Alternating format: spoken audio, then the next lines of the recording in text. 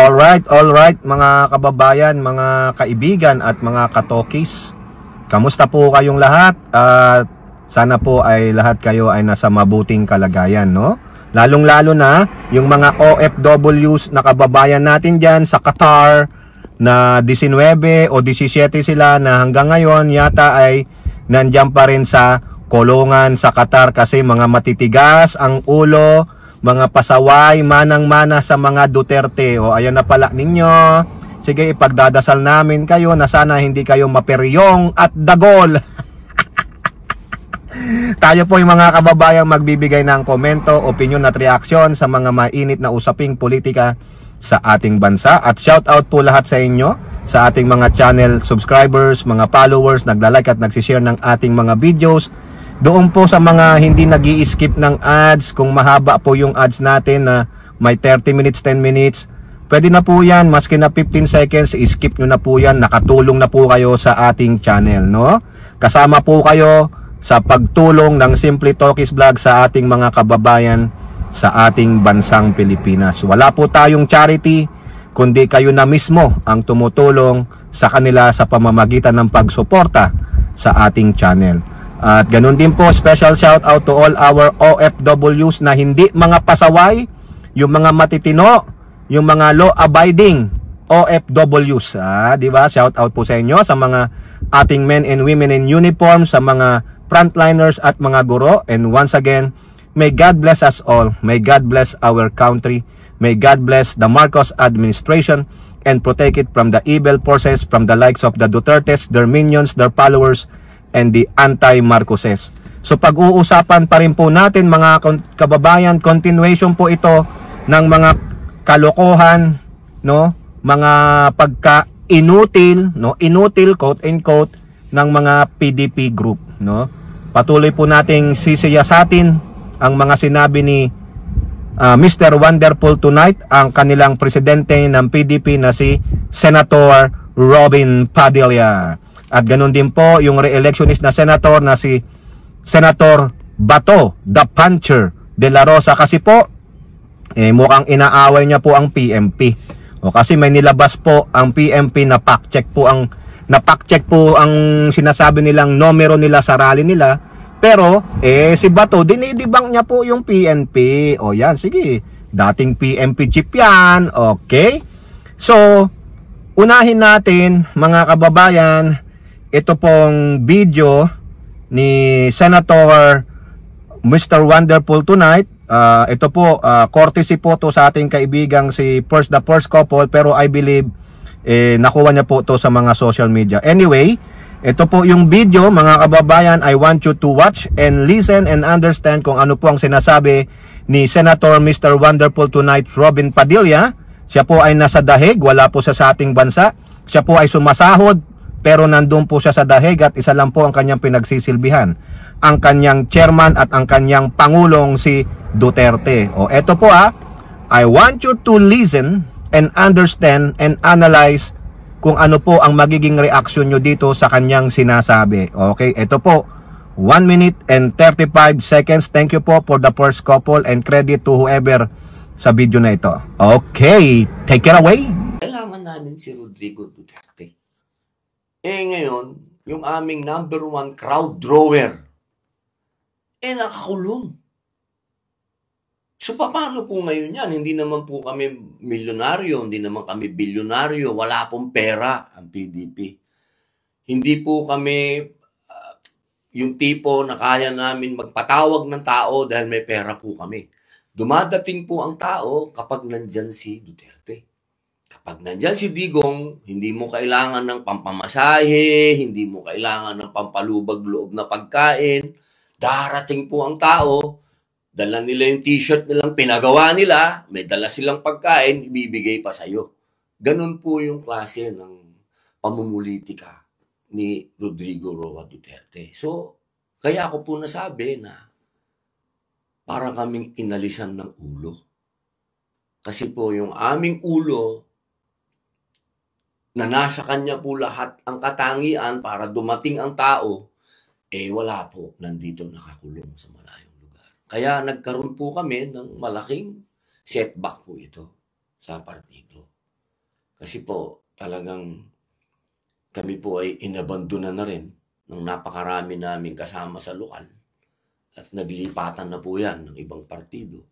Kaya kami po, sa ngayon, sa totoo lamang po, para po kaming manok na walang ulo na paikot-ikot. So yan po mga kababayan, diyan po sa 95 seconds na video na ito, no, makikita nyo po yan sa For the First Couple na FB page. Pero ang mahaba po nito, ayon po sa isang magaling na vlogger na sa Kakopi, ito po ay interview doon sa News 5. Kinover din po ito ng News 5, no? Shout out po sa News 5. Anyway, ang masasabi ko diyan mga kababayan, ito palang si Robin Padilla na presidente ng PDP, no? Yung mga grupo na yan, dating PDP laban, no? Mga inutil. Oo, pasensya naman po pasensya po sa mga buong PDP. Mga inutil pala kayo. Mga walang kwenta pala kayo. No? Mga manggagamit pala kayo. Ayun po para daw silang manok na walang ulo na paikot-ikot. Para po silang tinanggalan ng ulo. Dahil yung pinakaulo daw nila ay nandoon sa dahig nakakulong. Dahil yung pinakaulo nila, siya ang #1 crowd. Para siyang magnet. Oo, siya yung crowd, nagdadala ng crowd sa mga rallies nila. So therefore, inutil talaga kayo. So therefore, manggagamit talaga kayo. Sorry po sorry, no? Real talk lang ito. Kasi itong chairman ninyo, hindi niya yata alam ang sinasabi niya. So therefore, bakit ko kayo sinabing inutil? So ibig sabihin, hindi kayo makakagalaw, hindi kayo makaka-attract ng inyong mga followers pag wala si Digong. Manggagamit kayo kasi sa edad ni Digong na almost 80 na o 80 na siya, ginagamit nyo pa rin siya. Hindi kayo naawa. Tingnan nyo yung mga rallies ninyo. Tinutukuran na siya sa likod habang nagsasalita sa entablado. Inaalalayan na, nakatungkod na siya. Hirap na hirap yung matanda na mag-isip, magsalita. Pero kayo, gamit na gamit nyo pa rin siya kasi siya ang #1 crowd magnet ninyo. Ganon, Robin Padilla, what kind of president are you? Diba dapat ina-advise mo sa mga members ninyo, mga grupo ninyo na, okay, let our chairman magpahinga na lang. Kailangan natin gumawa din ng paraan kasi yung matanda mahina na. Tapos magre-reklamo ka dyan sa dahig na pag hindi natignan ng mabuti ang medical condition ni Digong, baka magkagulo sa ating bansa dahil ano man ang mangyari kay Digong. Ganon. Napaka-inutil nyo naman. No? Wala kayong ulo. Pinutulan ka ng ulo, Robin Padilla. Bakit? Saan nyo pinunta ang ulo ninyo? Sa puwet ninyo? Nagtatanong lang. So, ibig sabihin, hindi kayo makakagalaw kung wala si Digong? Maawa naman kayo. Anak naman ng siopaw, mga kababayan. Ibig sabihin, imbalido kayo lahat pag wala si Digong? So, therefore, isa lang yun. Hindi kayo kilala, hindi kayo effective kung walang Digong Duterte na kasama ninyo. Kung hindi nyo gagamitin si Digong Duterte sa lahat ng lakad ninyo, sa lahat ng campaign sorties ninyo o event ninyo, ay hindi kikita, hindi dadaluhan kasi wala si Digong. Anong klase namang chairman ito? Nilaglag mo ang sarili mong partido. Na ibig sabihin, napakahina ng partido ninyo. Wala kayong ibang paraan para makahikayat ng mga tao o bagong miyembro o maniwala sa pinaglalaban nyo kung wala si Digong. Paano pag nadedo na, sakasakali lang, huwag sanang manawari, mabuhay pa ng matagal para harapin niya pa ang mga kaso niya sa ICC. Huwag sanang manawari, kung sakali lang, mawala na si Digong. Ano na, Robin? Di wala na. Lusaw na ang PDP. Ibalik nyo na lang kay Coco Pimentel. Kasi sa tinuturan mo, hindi ka effective na PDP president. Hindi na nga effective na senator, pati pagiging presidente ng PDP? Ganun ba? Oh, nako. Wala pala. Ikaw na naglaglag sa sarili mo, Robin, Ibig sabihin, wala kayong kakayahan talaga. Pati sinasabi mo, pinansyal, wala kayong kakayahan. Hindi naman kayo bilyonaryo, milyon. Maniwala ako sa inyo. Maniwala ako sa iyo, Robin. Marami kayong mga miyembro dyan na may pera. Ikaw lang, artista ka, sikat ka na artista. Ibig sabihin, wala kang pera? Si Ipe, si Willie Rebillame, Diyos ko Lord, ito na naman nagpapaawa. Hindi na kami kakagat dyan. Lalong-lalo na nung inamin mo na nawalan kayo ng ulo. Ibig sabihin, wala kayong mga utak. Dahil yung mga ulo ninyo ay dala-dala ni Duterte. Hawak ba ni Duterte ang mga utak ninyo? Ha? Kontrolado ba ni Duterte yung utak ninyo? May remote control ba siyang dala-dala, mga kababayan? Nakakahiya. Diba? Wala daw silang kakayahan para maghakot ng mga crowds, mga pagkain. Maniwala naman ako sa inyo. Paawa ipek ka pa eh. Hindi na yan kakagat, Robin. Dito lang napatunayan kung gaano ka ka-imbecile. No? Gaano ka ka-idyota. Nilaglag mo sarili mo at pati sarili mong partido. Na ibig pala sabihin, napakahina ninyo. Wala kayong kwentang miyembro ng PDP kung hindi kayo makakagalaw nang wala si Duterte. Ha? Bakit si Bongo? Si Bongo? Bilyonaryo si Bongo. Kumita ng malaki ang construction firm ni Bongo nung panahon ni Digong at nung mayor si Digong. Tapos sasabihin nyo wala kayong bilyonaryo o milyonaryo? Come on dude, there is a lie. Ilabas mo ang SILN ni Bongo. Si Bato, ilang taon ng senador yan. Nagpe-pension pa yan. Milyonaryo din yan. May pera yan si Bato. Wag kami, Robin. No? Ang gusto nyo lang, kaawaan kayo ng mamayang Pilipino. Pero nakita po ang kulay ninyo eh.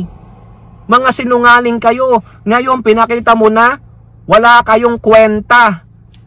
Ineffective kayo. Wala kayong silbi, mga inutil at manggagamit dahil ang gusto nyo pa, ilabas si Digong dyan at patuloy siyang mangampanya? Come on, dude. O so therefore, ang dapat iboto ng mga tao ay si Digong. Hindi yung mga PDP senator kasi mga walang kwenta kayo. Bakit namin iboboto yung mga senator na yan? Sila Bongo, si Bato, si Rebillame, at yung iba pa sa PDP. Mga inutil kayo eh. Wala kayong utak. Yung utak ninyo, dala-dala ni Digong. Remote control. Diba? Nakakahiya naman, Robin. Nakakainit ka ng ulo. Senator ka pa, ha? Senator ka pa niyan. Ha? Anong klaseng senator ka na ikaw pinagsisilbihan mo lang ba si Digong? Meron pa siyang sinabi dyan. Kung wala lang kampanya ngayon, ha? Hindi ako uuwi. Dito ako kay Tatay Digong ko, sabi niya. Tapos pagdating ng June, may session na, magbalik-balik lang ako. Biruin mo yun? Imbis na mag-concentrate doon sa Senado pag open ng session, hindi po eh. Babalik-balik lang daw siya diyan sa Netherlands. Ang daming, akala ko ba wala kang pira, hindi ka milyonaryo, yung mahal-mahal ng pamasahe diyan. Anong gamit mong passport? 'Di ba? Nako Robin. Come on dude. Hindi na oobra yan, Robin, yung paawa effect nyo. Dito lang napatunayan, ulitin ko mga kababayan, na wala daw silang ulo. Meaning, wala silang utak. Oo, hindi nila alam ang gagawin nila. So therefore, ikaw ang presidente ng PDP, hindi mo alam ang gagawin mo. Yan ang sabi niya eh. Para daw silang manok na walang ulo, paikot-ikot lang kami. Ibig sabihin, hindi nila alam ang gagawin nila. They are astray. Ikaw ang presidente ng PDP, dapat may matatag ka ng plano dyan. Alam mo na yan. Dapat na-foresee mo na yan na in any moment, in any given time, our beloved chairman will be eventually handed to the ICC. What's gonna be the plan? Diba ikaw ang presidente? Ikaw ang ulo ngayon ng PDP. Dapat ikaw ang nag-iisip ng solusyon, ng fresh ideas para sa mga kandidato nyo, hindi yung gagamitin mo ng gagamitin si Digong.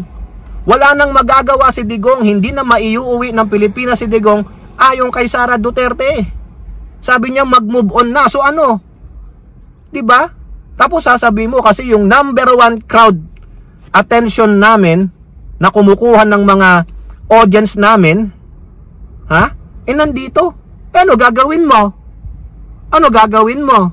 Ilalabas mo si Digong?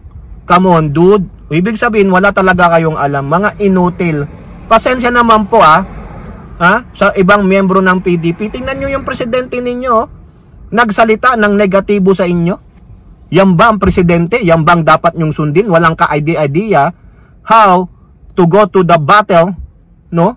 Ikaw ang ginawang presidente, ikaw ang mag-lead, pero wala kang idea how to combat o wala kang strategiya. Kundi gagamitin mo pa rin si Digong o ano na?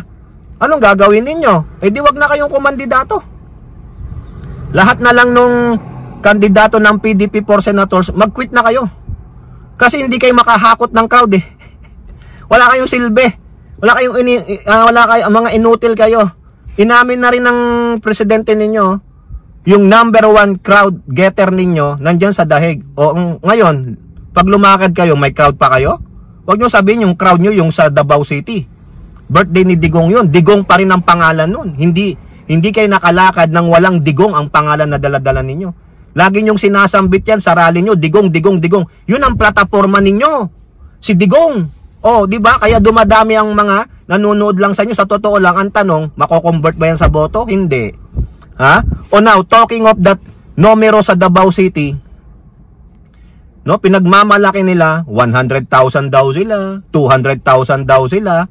Sabi naman ni Bato, hindi 300 strong kami. Bato de la Rosa scoops at PMP's crowd estimate of Davao birthday rally for Duterte. Yan yan ang sabi ni Bato. Bato, paano naman ako maniwala sa'yo? Sabi nga nung presidente mo sa PDP, para kayong manok na walang ulo, paikot-ikot lang. Paano mo na-estimate na 300,000 yan? Sabi nga nung iba, 100,000 lang eh. Sabi ng kapulisan, around 60K lang kayo for 200 rallies nationwide. Pero si Bato, 300,000 daw sila. Ayan, quote, hindi po ako naniniwala. Dahil dito lang sa Davao, makita mo naman yon. Yung mga aerial drone shots na ginawa doon sa Davao, 3 main thoroughfare ng Davao ay punong-puno ng tao at ang estimate ng mga local authorities ninyo, taga Davao eh. Local authorities, siyempre kanino kakampi? Siyempre sa Duterte. Dito abot sa 300,000 ng tao. Ganon po kadami nakita ng tao dito. Punong-puno yung buong Davao City. Really? Bato, isa pa na hindi ako maniwala sa iyo aside sa sinabi ni Robin na wala kayong mga ulo. Hindi po totoo yan mga kababayan. Galing pa kay Bato? Walang puncher hole. Hindi authentic. Paniniwalaan nyo si Bato? Ay nako Bato, mas maniniwala ako sa report ng PMP kaysa sayo. Kasi ikaw walang ulo. Para kayong manok na hilong talilong. Diyan, hilong talilong ka. Akala mo 300,000, yung pala 300 lang. Pangalawa, Bato, sorry naman. Mahirap kang paniwalaan kasi walang puncher hole. Okay? So yan, dinidebunk ni Bato yung sinabi ng PMP. Kayo po, ano pong inyong masasabi? Comment down below and don't forget to like and share. Hope to see you in the next videos. Bye-bye. God bless.